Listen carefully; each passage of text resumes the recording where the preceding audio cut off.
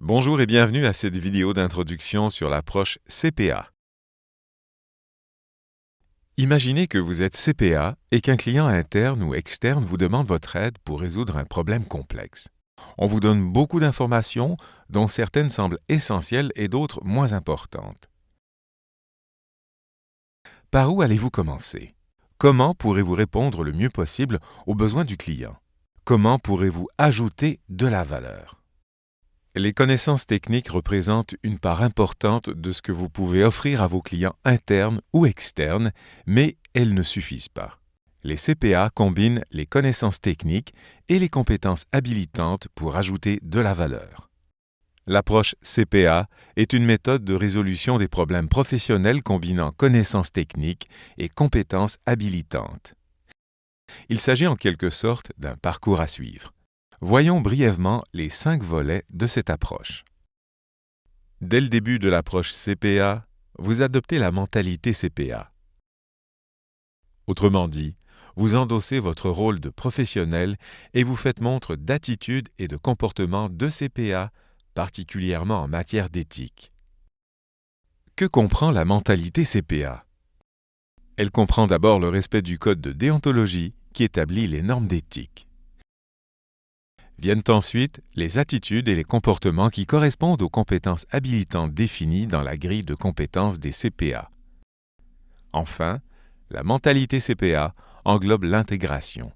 Un CPA fait régulièrement appel aux compétences habilitantes pour appliquer ses compétences techniques. Il établit des liens entre les connaissances liées à différents domaines techniques et il prend en compte l'information situationnelle tout en s'y adaptant.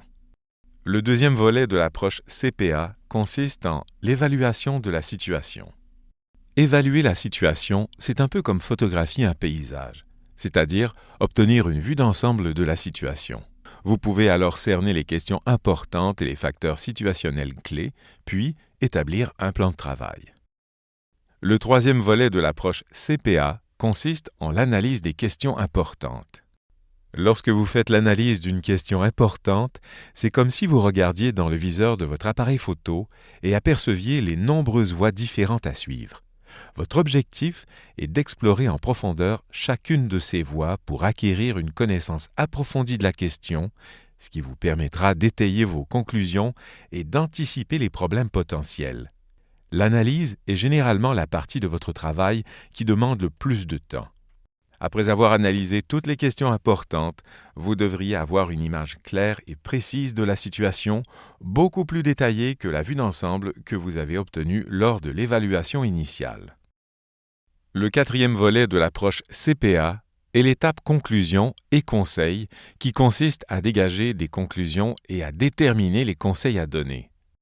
L'étape conclusion et conseil vise à ajouter de la valeur pour mériter une poignée de main reconnaissante de votre client, interne ou externe, au terme de votre mission. À cette étape, vous disposez d'une image précise de la situation qui comprend des analyses et de l'information.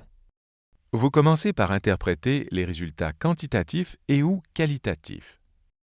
Puis, vous vous fondez sur les objectifs du décideur pour établir et appliquer des critères de décision afin de dégager des conclusions générales. Votre rôle est d'aider les décideurs à atteindre leur destination. Enfin, vous recherchez des occasions de donner des conseils supplémentaires pour la mise en œuvre. C'est à cette étape que le CPA crée le plus de valeur ajoutée et augmente les chances d'atteindre effectivement l'objectif. Le dernier volet de l'approche CPA et la communication. Vous voulez que les clients internes et externes vous comprennent bien et soient motivés à suivre vos conseils. À la fin du projet, vous voulez que le résultat de votre travail soit transmis avec succès.